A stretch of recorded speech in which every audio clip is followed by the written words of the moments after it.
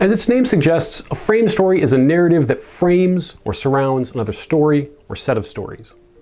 It usually appears at the beginning and the end of a larger story and provides important context and key information on how to read it. Here's a simple example. Let's say you wake up one morning and reach for your phone to check Facebook. As you scroll through the feed, you notice a news story that your uncle has posted. "Read this, sheeple," he's written in all caps. You usually roll your eyes at your uncle's weird reposts, but you have some time to kill, so you click on the story and discover what appears to be a scientific article entitled "The Hidden Dangers of Apple Juice," published by a site called Pared Down News.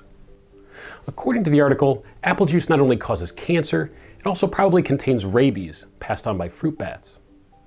If you want all the taste of apple juice without all the rabies side effects, the article concludes, you should start drinking pear juice.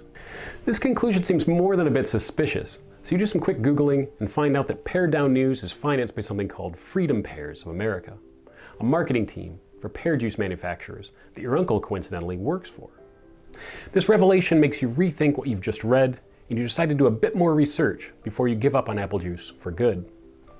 This story isn't, of course, real. Don't at me, Pear Mafia. But it does illustrate the ways in which paying attention to the frame surrounding a story can help us to rethink the content of the story. In this fictional scenario, the story of the toxic apple juice seems designed to motivate its audience to buy more pear juice. We read it in a very different way with this knowledge in mind. Like your uncle's Facebook posts, most of the time the stories that we encounter are frameless or minimally framed.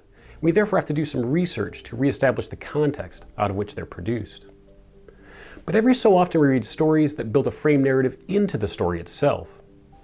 Instead of jumping right into the tale to be told, these narratives pause for a moment to reveal the person who tells the tale, the people who listen to it, and the occasion for telling it. You've probably read a novel or watched a movie that begins in this way. Maybe you read the collection 1001 Nights and learned in the frame story that the storyteller, Scheherazade, has just married a king, Shahyar.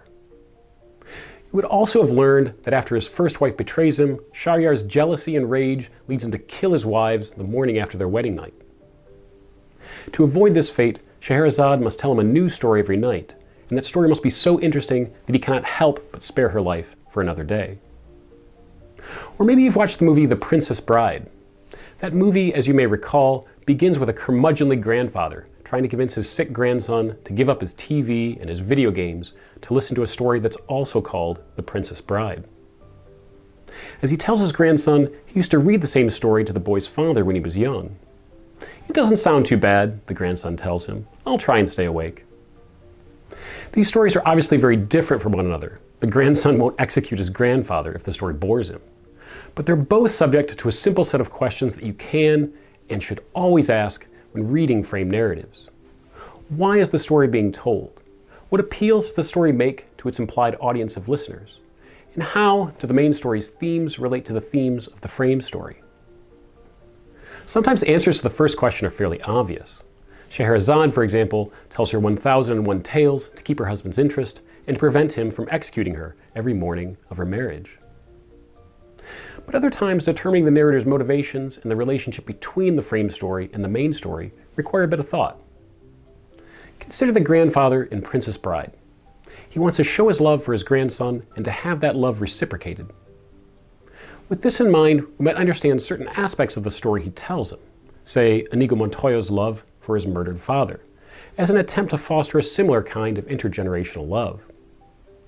When Inigo tells the six-figured man, "My name is Inigo Montoya, you killed my father, prepare to die," the narrator's also telling his grandson, "My name is your grandfather, I read to your father, prepare to love me." As these questions make clear, when we answer the first question, why is the story being told, our interpretations begin to open up, and we can ask more questions about the stories that the frame contains. Starting with the second question, what appeals does the story make to its implied audience? In the case of 1001 Nights, for example, we could ask how Scheherazade's selection of stories are meant to entertain her husband, and what lessons she hopes they will convey to him. Scheherazade's husband is clearly a fairly restless and agitated man, certainly not someone that you'd want to marry, which makes it all the more appealing to her audience that her stories are full of restless heroes, like Sinbad the Sailor. At the start of his second voyage, for example, Sinbad tells his listener, a poor porter who is also named Sinbad, something that might also appeal to Shahyar. I'd resolved, as you know, on my return from my first voyage to spend the rest of my days quietly in Baghdad. But very soon I grew tired of such an idle life and longed once more to find myself upon the sea. He echoes this sentiment at the start of all 7 of his voyages abroad, and this quest for novelty establishes a thematic relationship between the frame story and Sinbad's adventures. Clearly, Scheherazade needs her character Sinbad to be restless so she can keep telling her stories. She doesn't want to run out of material and be killed. But at the same time, she probably does not want her husband to fully identify with Sinbad's wandering ways. After all, he might then kill her and set off on another marriage voyage. Scheherazade resolves these problems at the end of Sinbad's 7th adventure, when she has the restless adventurer finally agree to settle down for good with his friend and family. In his final lines, he asks the porter, "Well, my friend, and what do you think now? Have you ever heard of anyone who has suffered more or had more narrow escapes than I have? Is it not just that I should now enjoy a life of ease and tranquility?" With the frame story in mind, we might recognize that these questions are equally appropriate for Scheherazade. She has, after all, also narrowly escaped death every night of her married life, and should now, at long last, enjoy a life of ease and tranquility. These readings that I've just given for 1001 Nights and The Princess Bride were both generated by the same questions. Why is the story being told? What appeals does the story make to its implied audience? And how does the main story's themes relate to the themes of the frame story? If you keep these 3 questions in mind, you'll have a good sense of how to start reading any other frame story that you encounter in your literary adventures. And who knows, you may even have a better sense of how to read your uncle's Facebook posts.